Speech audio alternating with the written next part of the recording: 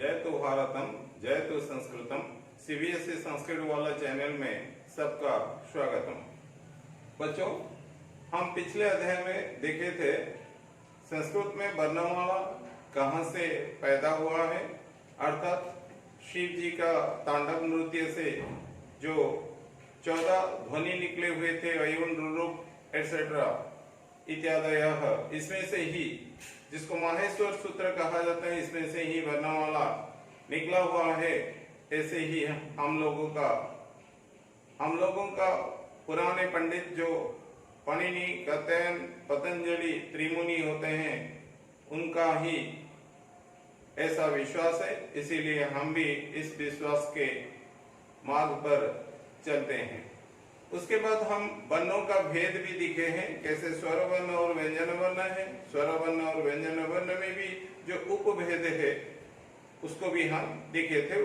आज हम देखेंगे उस वर्णों का उच्चारण स्थान।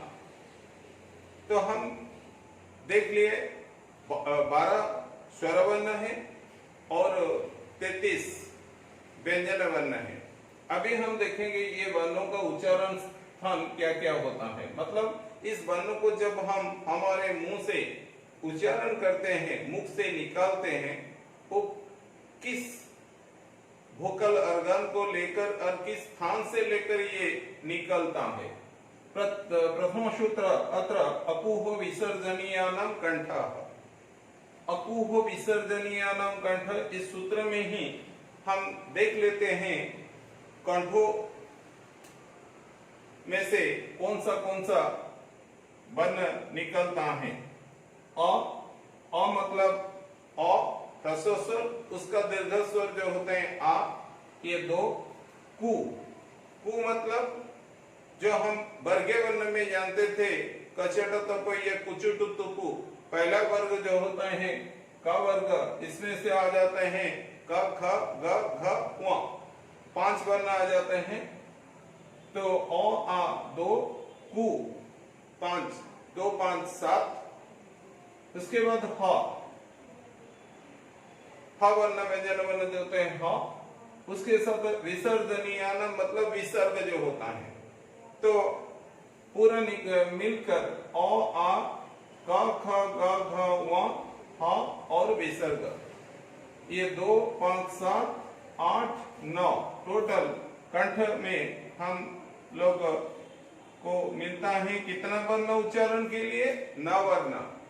और एक बार अच्छे से समझ लीजिए, अपूह विसर्जनीयानाम कंठः, इस सूत्र से ही हम उच्चारण स्थान समझ जाते हैं किस किस वर्ण का उच्चारण स्थान कंठ होता है। अ आ, पु मतलब क ख ग घ व, हो मतलब ह, और विसर्जनीयानाम मतलब विसर्ग। ये सारे 8 वर्णों का उच्चारण स्थान कंठ होता है। उसके बाद हम जाते हैं दूसरे पॉइंट में, इचु जसानम ताड़ु। इचु जसानम ताड़ु में हम देखेंगे कितना वर्ण आता है। ई मतलब छोटी और बड़ी। छोटी ह्रस्व स्वर में आता है, बड़ी दीर्घ स्वर में आता है। 2 ई। चू मतलब च वर्ग, च छ ज झ नियम, ये 5 मिला के 7। यसानम ज, इचु जसानम वाइचु यसानम। हम जानते हैं कोई वर्णमाला में ज चलता है, कोई य इसको कहता है, अंतस्थ ज और य, ये 2 एक जैसे लिखा जाता है, पढ़ने में अलग अलग होता है। तो इचु जसानम ताड़ु, छोटी बड़ी 2, चू 5 च वर्ग का 7, य ज 2 पकड़ने से ये होगा हमारा 2 5 7 2 9 और 10। अगर ये स को 1 करेंगे तो ये ना ही रहेगा, तो इसीलिए ये ना या 10 जैसे भी समझ लो। तो इचु दसानम ताड़ु में हमारा 9 से 10 वर्ण आ जाते हैं। अंतस्थ जर ये को 1 पकड़ने से हमारा 9 वर्ण होता है। फिर ऋतु रसानम मूर्धा। ऋतु रसानम रू होता है ह्रस्व स्वर, उसका दीर्घ स्वर जो होता है दीर्घ रू 2 टू टू मतलब ट वर्ग में ट ठ ड ठ ण 5 होता है, 7 देन आ जाता है हमारा उसके बाद र, उसके बाद मूर्धन्य स्वर, तो 2 5 7 8 9। इधर भी 9 वर्ण होता है मूर्धा, मूर्धना जो कहा जाता है, मूर्धना से या गर्भ से ये 9 वर्ण निकलता है हम जब उच्चारण करते हैं। देन लुत लसानम दंता, लू जो स्वर वर्ण में ही है परंतु इसका प्रयोग बहुत कम है, इसीलिए हम 12 स्वर वर्ण ले जाते हैं, नहीं तो ये 13 स्वर वर्ण के नाते लू आ जाता है। लू का आजकल के जमाने में जो प्रयोग होता है इसमें लू वर्ण नहीं है। तू तू मतलब ता वर्ग तथा तथा न, उसके बाद ला और दंतेस। ला में भी ऐसे कोई कोई लिटरेचर में ला ल 2 वर्ण चलता है, कहाँ कहाँ सिर्फ ला ही चलता है। तो लुतु लसानम दंताहा, ये तो 5 तू में और लू का प्रयोग कम रहता है, ला ला एक ही होता है, दंतेस तो ये 5 6 या 7 8 9 टोटल तो 9 वर्ण होते हैं, परंतु इससे हम प्रयोग में 5 6 7 ही यूज करते हैं। और उसके बाद हमारा आ गया 5वां में उपपद्मानीयानम ओष्ठो।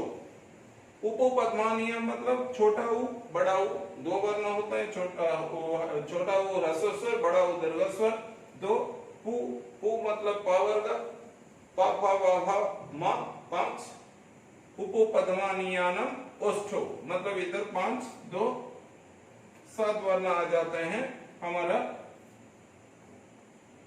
ओष्ठ वर्ण कहा जाता है, ओष्ठो ओष्ठो कहा जाता है, अपर लिप्स लोअर लिप्स, इसलिए ओष्ठो। दंताहा बहुवचन में आता है क्योंकि हमारा 32 दांत हैं, टीथ। यदि तो कंठ तालु, ये तो एक प्लस में से 7 या 9 ऐसे कोई वर्ण आ जाते हैं, इधर कंठ तालु दोनों मिल के ए और आई, ए वर्ण और आई वर्ण, ये दोनों उच्चारण के लिए कंठ और तालु 2 स्थान से ही मिलजुल के ये 2 वर्ण निकलता है। देन उसके बाद आता है ओदो तो, इसमें ऐसे ही ओ वर्ण और औ वर्ण,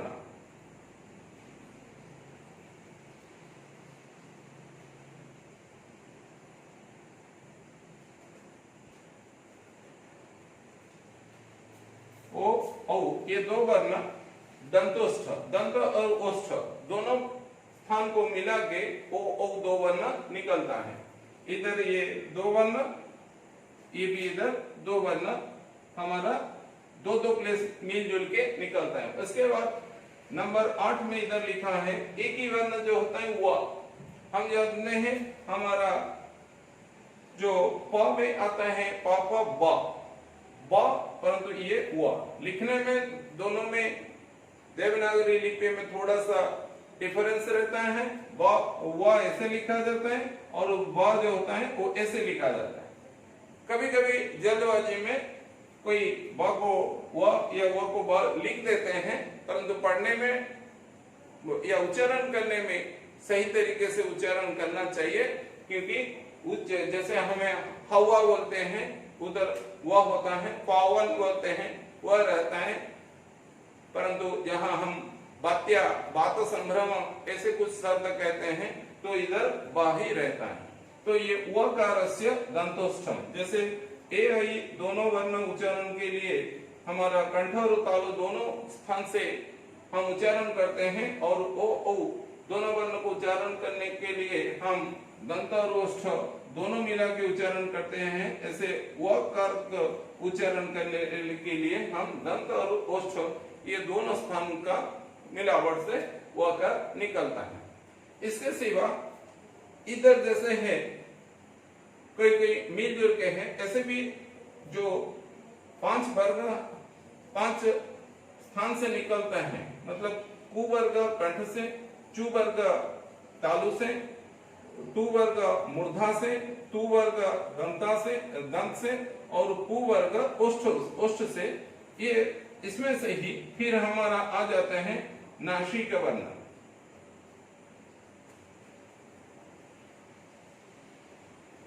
जो वर्ण उच्चारण के लिए हमारा नोज का ज्यादा प्रयोग रहता है। इसमें से जो माहेश्वर सूत्र पिछले भाग में हमें वर्णमाला में दिखे थे, इसमें से हम जो वर्गीय वर्ण आता है कुचुटु उसका जो 5वां वर्ण होता है, प्रति वर्ग का जो 5वां वर्ण रहता है, इसको मिला के जो एक सूत्र था न्यामो वर्णनम, यही इधर आ जाता है। पहले में हमारा क ख ग घ व, उसके बाद न्या, उसके बाद हमारा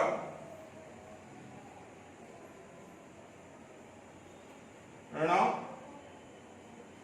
क ख ग घ व, च छ ज झ न्य, ट ठ ड ढ ण, उसके बाद त थ द ध न, उसके बाद प फ ब भ म। ये जो 5 वर्ण होता है, ये 5 वर्ण नासिक वर्ण होता है। उसके साथ फिर कहा जाता है कि अनुस्वार, जो अनुस्वारम, जो अनुस्वार को जब हम उच्चारण करते हैं, इसका प्रोनाउंसिएशन या उच्चारण में ही कोई म वर्ण ही निकलता है। तो इसमें 5 वर्ण, जो 5वां वर्ण होता है प्रति वर्ग का, उसके सिवा जो अनुस्वार आता है, अनुस्वार विसर्ग चंद्र बिंदु 3 होते हैं ना, जो अनुस्वार है ये भी नासिक वर्ण से ही आता है, नासिक वर्ण कहा जाता है। इसीलिए अभी हम और एक बार देख लेंगे। अकुह विसर्जनीयानाम कंठ, मतलब अ आ, क ख ग घ म, अ, और विसर्ग का स्थान होता है उच्चारण के लिए कंठ का प्रयोग किया जाता है। इचु जसानाम ताड़ु, छोटी बड़ी, और मतलब हर्षई दीर्घई, और चु च छ ज झ न, अंत्यस्थ ज या य, तालवेश, इस वर्ण का उच्चारण स्थान तालु होता है। और रुटु रसाना मूर्धा, रू छोटा रू बड़ा रू, मतलब हर्ष रू दीर्घ रू, टू ट वर्ग ट ठ ड ढ न, र और मूर्धन्यस, ये सब वर्णों का उच्चारण स्थान मूर्धा होता है। लुतु रसाना दंत, लू जो जिसका बहुत कम प्रयोग है, आजकल के जमाने में तो प्रयोग होता ही नहीं कहने से चलेगा। तू ता था दा न, और ल मतलब ड़ दंतेश, इसका उच्चारण स्थान दंत होता है। उपो पद्मानी यानम ओष्ठो, उ मतलब हसो दीर्घो दो, प वर्ग का पा पा म, इन वर्णों का उच्चारण स्थान ओष्ठ होता है। यदि तो कंठ तालु इसमें ए और आई, ये दोनों जो दीर्घ स्वर होता है, उन दोनों दीर्घ स्वर वर्ण का उच्चारण स्थान कंठ तालु होता है। उदौतः दंतोष्ठम, मतलब ओ ओ, ये दोनों जो दीर्घ स्वर वर्ण होता है, उन दोनों वर्णों का उच्चारण स्थान दंतोष्ठ होता है। और जो वकार व्यंजन वर्ण में आता है, वकार का उच्चारण स्थान ऐसे ही दंत और ओष्ठ मिलके है।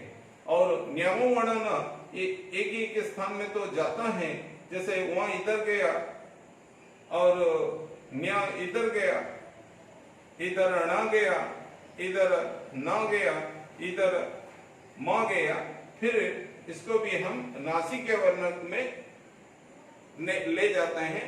मतलब इसका कंठ होते हुए भी उसको नासिक वर्ण कहा जाता है, इसका तालु होते हुए भी न्या का उसको नासिक वर्ण कहा जाता है, और ण का मूर्धा होते हुए भी उसका ण को नासिक वर्ण कहा जाता है। और ऐसे ही न को दंत होते हुए भी उसको नासिक वर्ण कहा जाता है।